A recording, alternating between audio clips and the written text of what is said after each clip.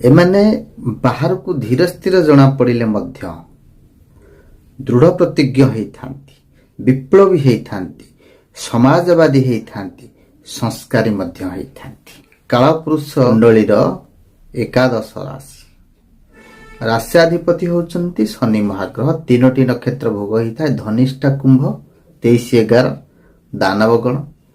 नक्षत्राधिपति होउचंती मंगल महाग्रह।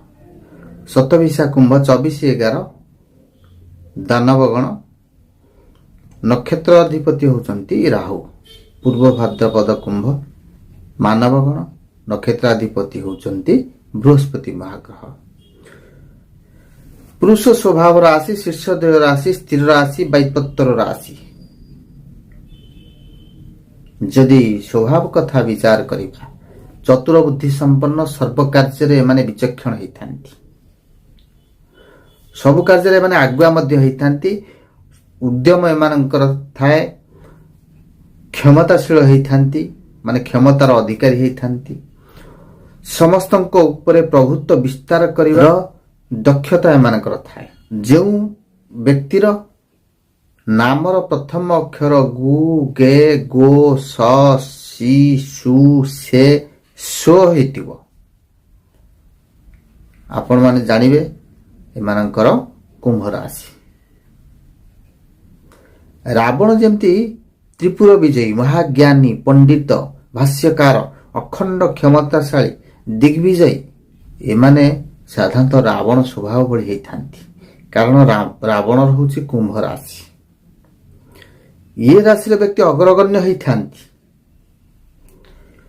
मोहिनी कन्या सदृश समस्तଙ୍କୁ वाक्चातुरी द्वारा वशीभूत करिवार कला एमानଙ୍କୁ भल भावे जना।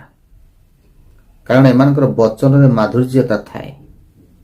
सामना वाला को सहज रे मोहित कर दे पारंती।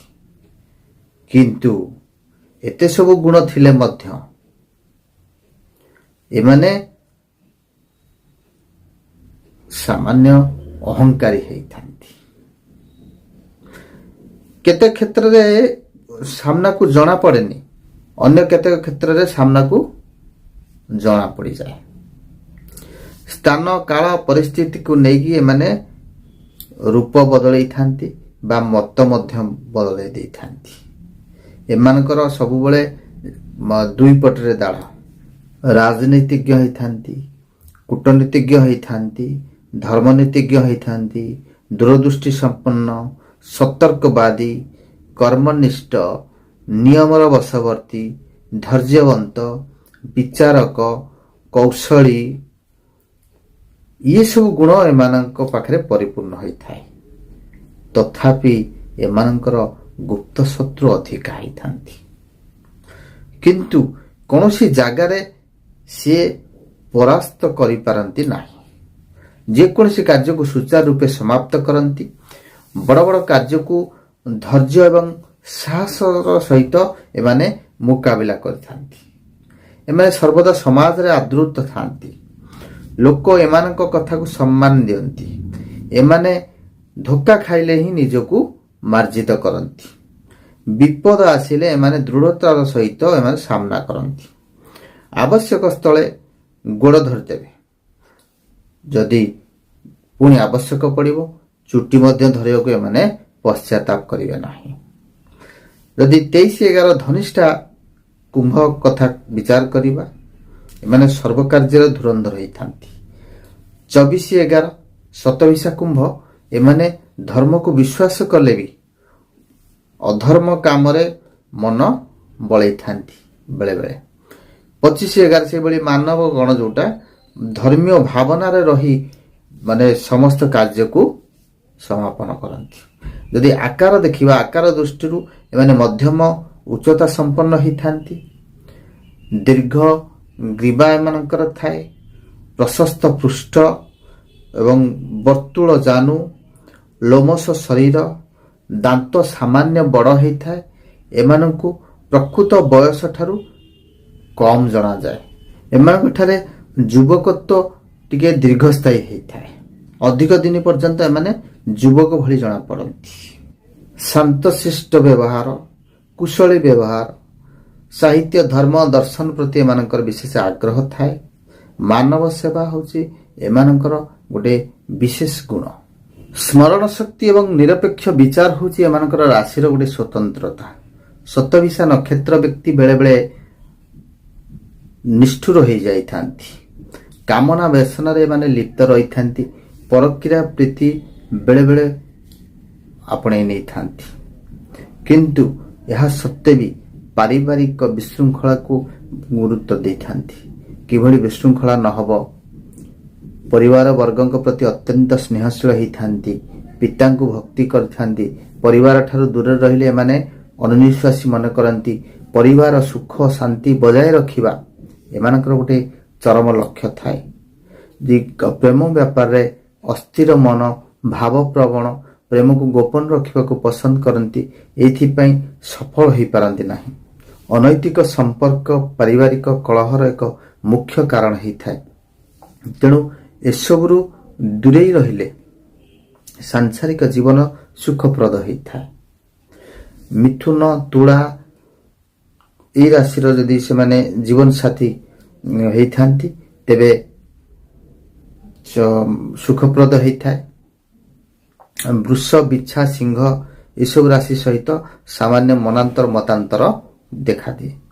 ଏମାନେ ବନ୍ଧୁ ଭାବରେ ଅନ୍ତରର ସହିତ ବନ୍ଧୁତା ସ୍ଥାପନ କରନ୍ତି, ଯାହା ବାହାରକୁ ଜଣାପଡ଼େ ନାହିଁ।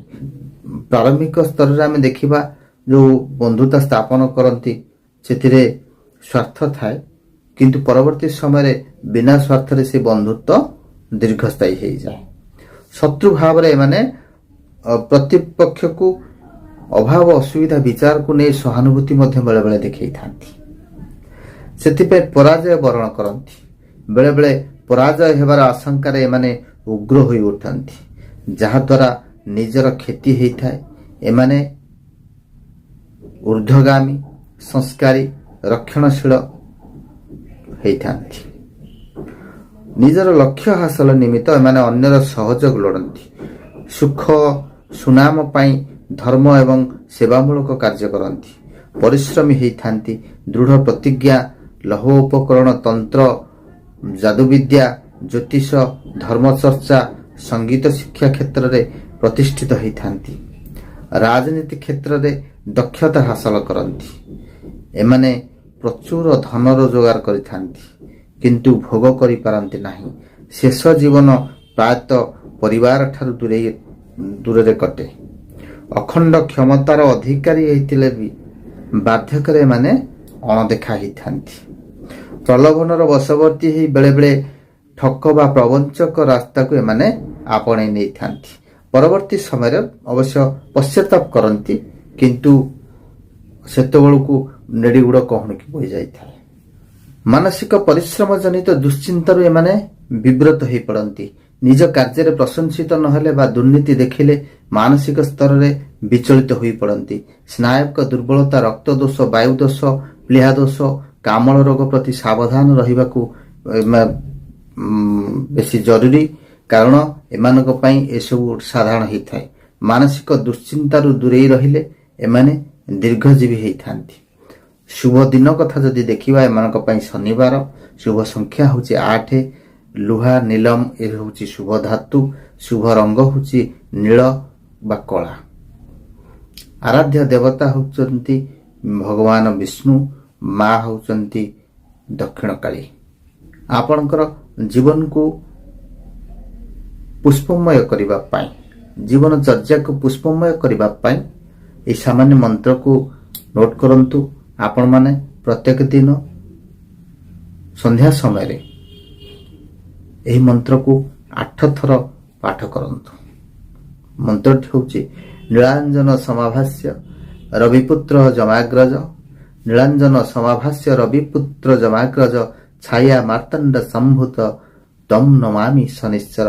ଏହି ମନ୍ତ୍ରକୁ ଅତି କମରେ 108 ଥର ଜପ କରିବା ତ ଠିକ୍, କିନ୍ତୁ ଯଦି ନ ହେଉଛି ମିନିମମ୍ 8 ଥର ଜପ କରନ୍ତୁ।